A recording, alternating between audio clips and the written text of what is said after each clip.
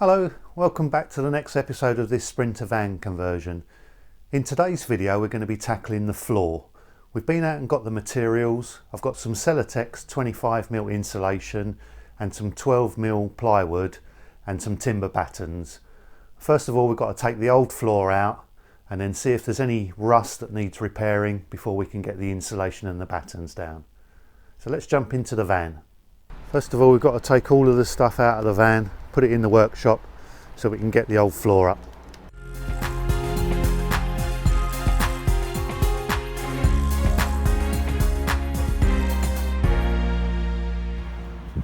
Right, that's all the stuff out of the van. It's nice and empty again. You can see the first fix cabling there coming down the side panels. We're just going to take this old floor up now.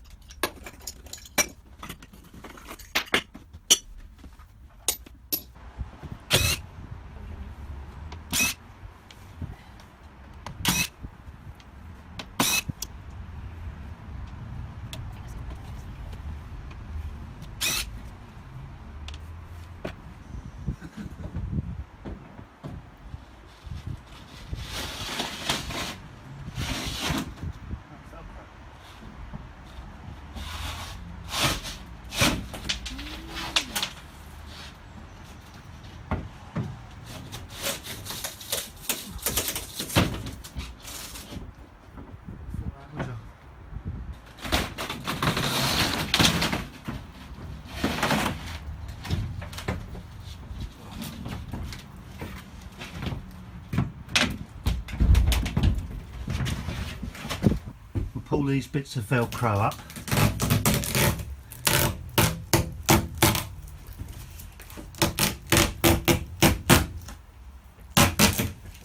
And then we'll have a really good sweep up, vacuum all this dirt out, and then we can have a look and see if there's any little spots of rust anywhere that we can treat with a bit of hammerite.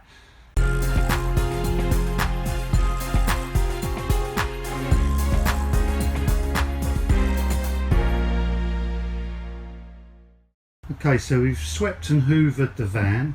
That's got the worst of the dirt out. Now what we're going to do is with a fairly just sort of damp mop, we're just going to give this a mop over, give it a clean while we've got the opportunity. And then once we've done that, we can sort of treat a few of these little areas where we can see one or two little rust spots, give them a wire brush, clean them up, paint them with some white hammerite, and then that'll stop that causing a problem in future.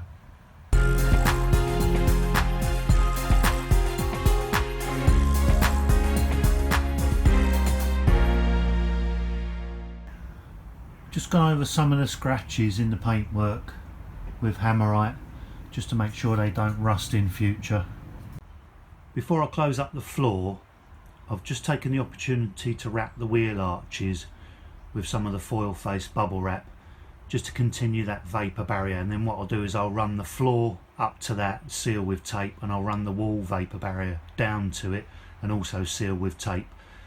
Before you start screwing into the bed of your van, it's worth just having a quick check underneath where you're going to be screwing, just to make sure that you're not going to actually interfere with anything. You know, especially things like your diesel tank and stuff like that. You want to be making sure that you're not drilling or screwing into any surfaces under here.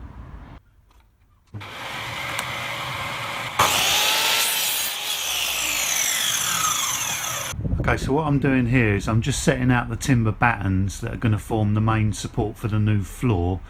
In between these battens I'm going to put a 25mm Celotex insulation board down. These battens are a pressure treated softwood. I chose pressure treated just because it would just give them a bit of extra resilience. The other reason was they're exactly 25mm thick, so they're exactly the same size as the thickness of the Celotex board. I'm going to be fixing these down with a combination of like a no nails adhesive and also some self-drilling screws. I'm going to be screwing into the ribs of the floor of the van.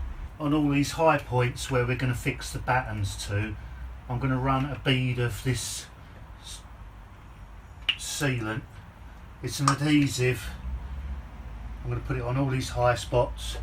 What that'll do, as well as helping to secure this batten, it will also stop any vibrations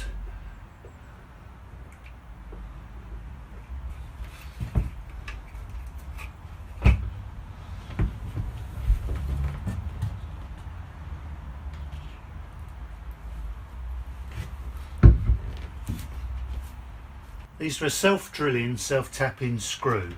So basically that's got a drill head on that screw, so it's going to drill its own hole. I won't need to pilot drill these. And also on the box it will tell you what type of driver bit you need. This is a pH number 2.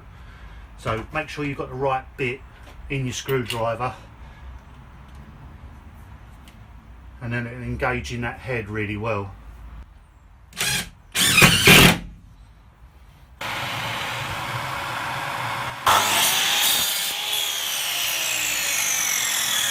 That's all of the battening complete right the way throughout. What we're going to do now is insulate in between the battens. I'm just putting in some additional noggins where I know the furniture's going to be and where I know the shower's going to be, and I'm going to be building walls or screwing down cabinets. I'm just putting some extra timber in and I'm just gluing them down. Once the ply's gone down, that'll be nice and secure.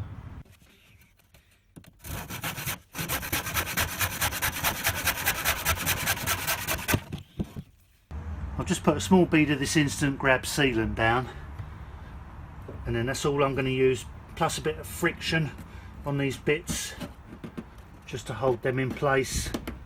And then once the timber floor's gone down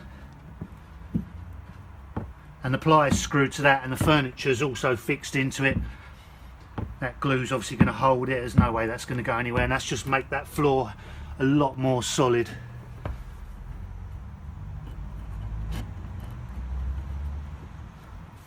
There, with those self-tapping screws, that is really rock solid.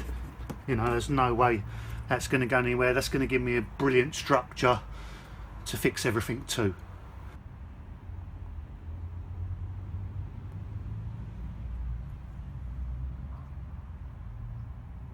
We've got all of the timber battens secured to the floor, and now what we're going to do is infill all these gaps with this 25mm Celotex board.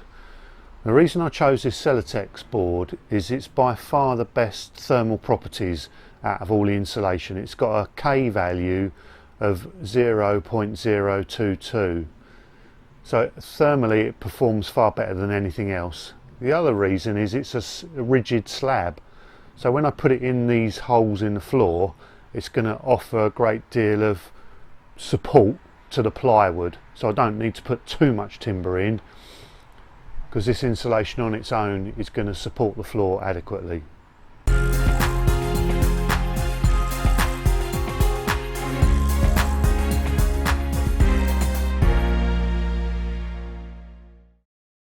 So we're working our way down the van, putting the Celotex in between the timber battens, making sure that we cut it nice and tight so it's a snug fit. And what we're going to do now is, with the foil tape, come along afterwards, foil tape over the battens just to make sure that that vapour barrier is complete all the way across.